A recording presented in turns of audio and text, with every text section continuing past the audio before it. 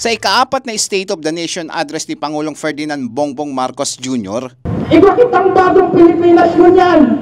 Bagong Pilipinas na mas pano ng dahas, na mas pano ng militarisasyon, pangaharas, panunupin sa karapatang pantao, pagpapatahimik sa mga nagkukontra sa mga naglalaban sa saindang administrasyon, sa saindang gobyerno. Sinalubong ito ng kilos protesta ng iba't ibang militanteng grupo na naglalaman ng samot-saring hinaing, tulad na lang ng isyong karapatang pantao, katiwalian o hindi makamit na inaasahang pagbabago. Ayon sa chairperson ng Bayan Bicol na si Jen Nagrampa, bagsak ang grado nila kay PBBM dahil sa pangako na 20 pesos na bigas. Aniya, pilit na hinahabol ni PBBM ang ratings para umano tumaas.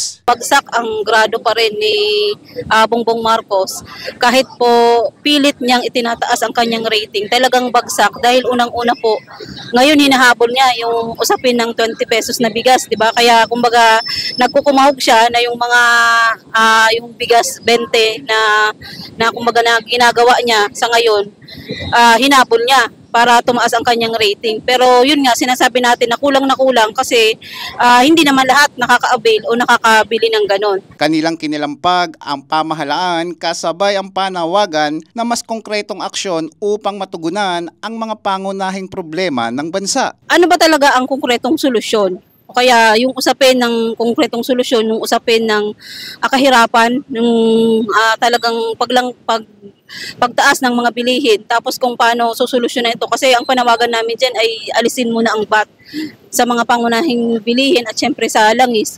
At yung pinaka-recent nga na pangyayari ngayon, na taon-taon na lang na gusto nating makita o kaya masolusyonan talaga yung ng gobyerno, yung pagbabaha. Samantala, mahigit na minomonitor ng kapulisan ang sitwasyon kaugnay ng SONA ng Pangulo. Naka-heightened alert din ang PNP bilang paghahanda at pagtitiyak ng kaligtasan ng lahat. Maging disiplinado lang, sumunod sa batas, yung hindi maka-apekto po dyan sa trapiko, yung flow ng traffic, na yun lang siguro. Yung karapatan ng bawat isa ng mga motorist ay mai konsidera din. Eli Balbin, CSN.